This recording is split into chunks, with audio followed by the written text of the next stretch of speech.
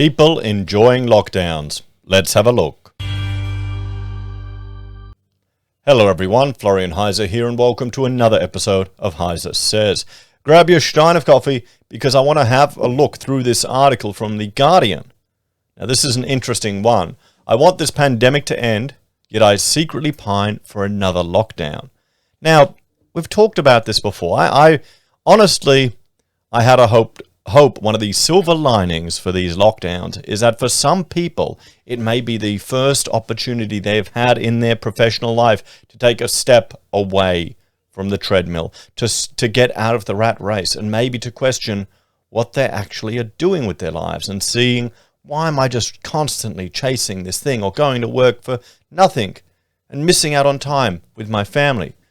So that's where I can see the advantage to it, as for some people this may be a forced holiday or break that they may never have gotten otherwise. That's sadly just how it is. But let's have a look through this, because I'm not sure if that is exactly where this author is going. So, for some of us, living with COVID the past 18 months gave us permission to slow down and to reevaluate how we want to live when this is finally over. Now, are we brutally honest, lockdowns have not had much of a day-to-day impact on us because, well, we decided to scale back our business, we moved home. It was more about flexibility for us. Lockdown screwed us up with our house project because the government has done one little tiny thing, piled a significant amount of money into housing, so it's going to make everything cost more, but, she'll be right. You live with it. So let's see here. When I walked out of my town's massive conference center in early April, a second Pfizer shot fresh in my arm, a flood of emotions swelled in me. Creeping behind the feelings of joy and anticipation, I felt a strange bit of sadness that, all the way home, I could not shake. When I walked into my house, and my 3-year-old dashed into my arms, it hit me. I think I'm going to miss being locked down, I realized in disbelief. So is this a female author or a male author? Because that's going to make a difference. So, well, there you go. It's going to make a difference with, well, actually, no, it probably won't make a difference anymore with the amount of time people spend with their kids these days. Sadly, both people miss out. It used to be the dads that just missed out all the time, but now it doesn't really matter anymore, does it? Because both people need to work. 6 months, 3 months, they already put them in daycare. I recognize that my sadness came from a place of privilege. I have my life, my health, and my work, in addition to the ability to so easily get vaccinated against this virus. I realize that not everyone has been as lucky as me.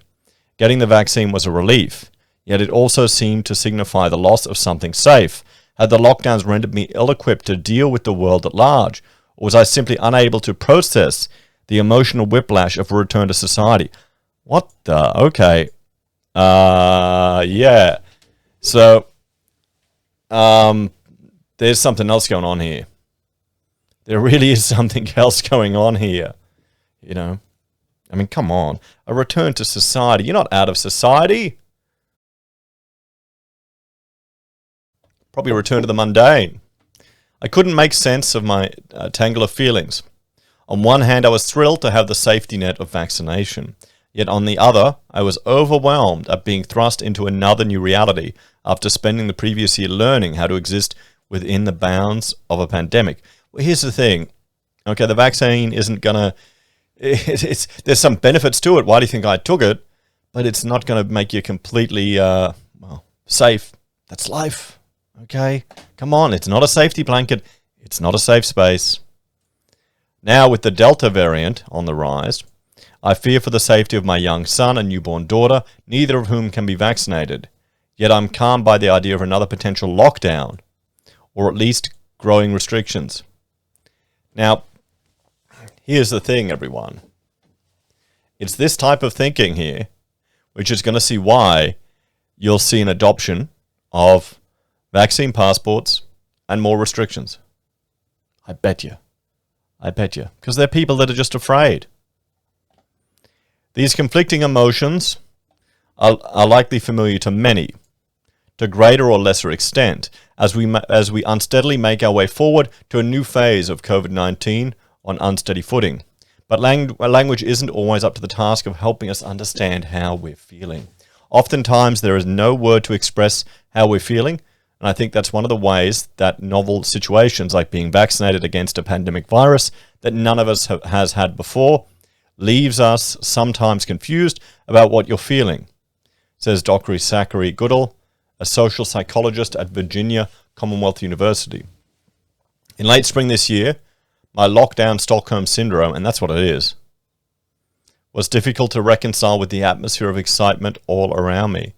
But when I look back to the anxiety and grief of the pandemic's darkest days, my lockdown was in some ways a period of reprieve. For the first time in my professional life, I was almost completely divorced from the race to success. There you go. So this is what it is. Someone realizing what's really important in life. I knew that, while much of my work had been stunted, many others were in the same position. By extension, I finally had permission to slow down. I also realized that I would probably never again have untold months stuck at home with my wife and our children. There you go. The three people I adore the most in the world. Now, this is a benefit I've had that other men haven't. Ever since Rachel, we had our first kid, we were bringing the baby into work. You know, Mina was raised in the office for the first few years of her life around staff. She was annoying as a kid, and I think we definitely discouraged a whole group of young men from ever having children, but I wanted to be around my kids. You know, right now I'm recording this. Freddie's at the back. I've given him some paint, and he's painting an old little dinghy, you know, just having fun. Literally a little boat, you know, for fishing that we've got sitting in the backyard. So I'm going to get rid of it. And I said, paint it, kids, have fun. So, you know, you see them more and more, and that's priceless. That's worth a lot. It's worth a lot more than money, honestly. You can be chasing money. I mean, this is the perverse thing you see. Everyone, and I'm just going to, let's jump over here. This is one of the strange things you see. People are just chasing money after money to pay for the private schools, to pay for this activity, to pay for that activity, and they don't even know their own kids. They don't even spend any time with them. They don't even see them. They've suddenly grown up. I feel like my kids are growing up so quick, and I spend more time with them than a lot of fathers do. I'm just around. That's one of the advantages of working from home. And it's kind of sad. I would no longer be... One thing, though, with, you know, working from home with the wife, you know, that's how you can get more kids, guys. That's the danger, and that's why I'm hoping we're going to have a population boom. You know, a bunch of COVID babies. I would no longer be able to watch a movie snuggled up together beneath the blanket in the middle of a weekday, or dawdle over the long lunch around our table, or wander aimlessly through the woods behind our home for hours on end with no commitments to rush home for. Now, here's the thing. He's not pining for lockdowns. Lockdowns have given him more freedom and more control over his time than anything else has. That's what he wants. And that's it. You ask how many people, what brings you happiness? Piles of money and wealth, or control over your own schedule? What do you think will bring you more happiness? Let me know in the comments, everyone. The money is usually the tool that leads you towards having control over your own schedule. But you don't need that much. You don't need as much as people think in order to have control of your schedule. Sometimes going, you know what, stuff it. Let's just go, back in the day when you could, go to the kids. Let's go to Australia Zoo today. Dr. Carly Cyrus, a Washington, D.C. based psychiatrist and assistant professor at Johns Hopkins University, said that I'm not alone in my longing for this simpler, more balanced reality. He's just getting a dose. It's kind of sad in a way that it took this for people to realize it, but I understand. Sometimes you need a disaster or an issue or something needs to fall apart for you to reevaluate and actually have permission to build. He may have been on the path to burnout, and this avoided that. It's a silver lining to everything, guys. Even though people are isolated, many of them don't know the best way to go back to normal, Cyrus said. And I'm hearing a lot more, I don't want work to go back to the way it was. Yeah, it's because it's shit. Honestly. Do you think I want to go back to working how I used to, having all these staff running around networking, trying to get work in, and then keep back and forth, driving to work, driving to here? Before these lockdowns, I'm much happier. I'll do, okay, you know what? I'll do a few big projects a year. That's all I'll do. And I'll work on other things. And I'll be happier and make more money. It's funny that. It really is. For Tess Calandini, a Durham, North Carolina social worker who had her first child during the pandemic, the past year and a half had made her reevaluate the need for a 40-hour work week. I can do my job just as well from home in 30 hours and have a better work-life balance, she says. And in the past, I've thought that my employer had the final say, but now I'm in a position where my new kid is more important than any job. That's it. Yet people are learning people are just embracing what life is really about. Toel Washington, the 23-year-old chief executive of the Masters Tools game company, echoes Celandini's the lockdown era led her to reclaim her time. I feel like everyone learned how important it is to take time for yourself, and people feel less entitled to others' time than they did before the pandemic, Washington says from her home in Boston.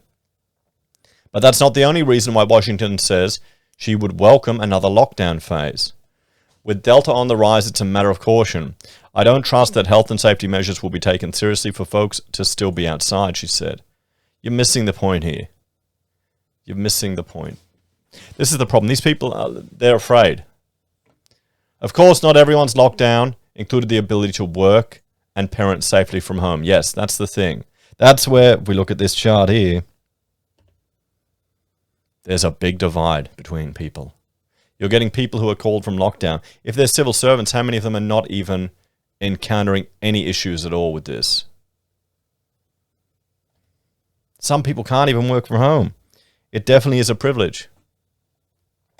For people who've been saddled with juggling full workloads and complete unceasing parenting duties, the return to classrooms, daycares, and in-person work signals a restoration of balance. We need to recognize who the people are who enjoy the pandemic, says Cyrus. The people who have been screwed in this pandemic probably want things to go back to normal, and that perspective might be getting lost on the side of the people who are fighting for it not to go back to normal. Whatever our new normal is, and however abnormal it may seem, nothing will ever be the same. It can't be, and maybe that's not such a bad thing. We've never had this kind of opportunity before, said Cyrus, noting how for the first time in recent history, workers are realizing that the paradigm we've become so used to may not be the best way. The onset of the pandemic and the spring's eventual reopening preceded, respectively, a spike in pro-union sentiment and an ongoing labor shortage as many workers refused to return to low-paying, precarious service jobs. So Cyrus, people are getting more bored, rightfully so. This is the boss's worst nightmare. Pondering this, I flash back to my initial surge of relief after receiving the second Pfizer dose. How a weight lifted off my shoulders as I clutched the little white vaccination card that said I was protected against catching or further spreading COVID-19. Well, mate, you're wrong there. It's not right, is it? For a brief, uncomplicated moment, I got a taste of what some of many others have described after becoming fully vaccinated: excitement at the possibilities that may lie ahead. This is reason to hope that when we do emerge from this pandemic for good, when we stand at the dawn of a new normal, I don't like that term, whatever it looks like, we'll have engendered a world in which our universal priorities are more balanced, our pace a bit slowed, and our ability renewed to enjoy those little things we took for granted or ignored completely.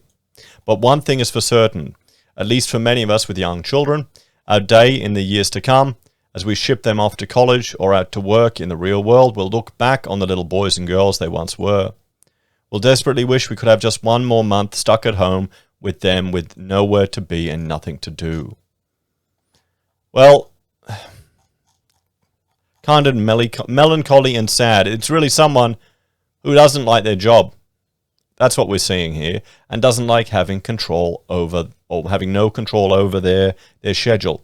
What's the solution or the takeaway to this? Let's have a look.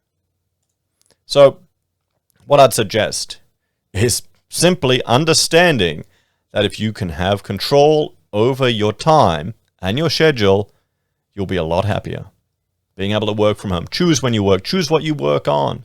But in order to get to that point, you need to have at least enough money. It doesn't need to be part of it, just enough to live comfortably. And here's the secret. What is considered comfortable can change. What you may think is just destitution or poverty, you need to have that precious goo dad or piece of rubbish, will go out the window. It's learning what's actually important in life. That's what I think we're seeing here. People will try and manipulate it to political means, guaranteed, a la the Great Reset and all that rubbish. But what we're seeing is people getting a break, reevaluating, and going, stuff that. And that's a good thing. That's encouraging. Hopefully more people will end up doing that. What do you think, everyone? Let us know if you have reevaluated your life choices and what you're doing because of the lockdowns. As always, thank you for watching. Like, share, subscribe to the channel. If you're a fan and enjoy the content I create here, there are a few ways you can support us. You can join us on YouTube or Patreon. Sign up for SelfWealth or Stake. Use our affiliate links for Amazon, eBay, Independent Reserve, or AussieBroadband. Buy our merch from HeiseSays. Use Gold Pass from the Perth Mint. Or support us via PayPal. Take care, and I'll see you next time. Bye for now.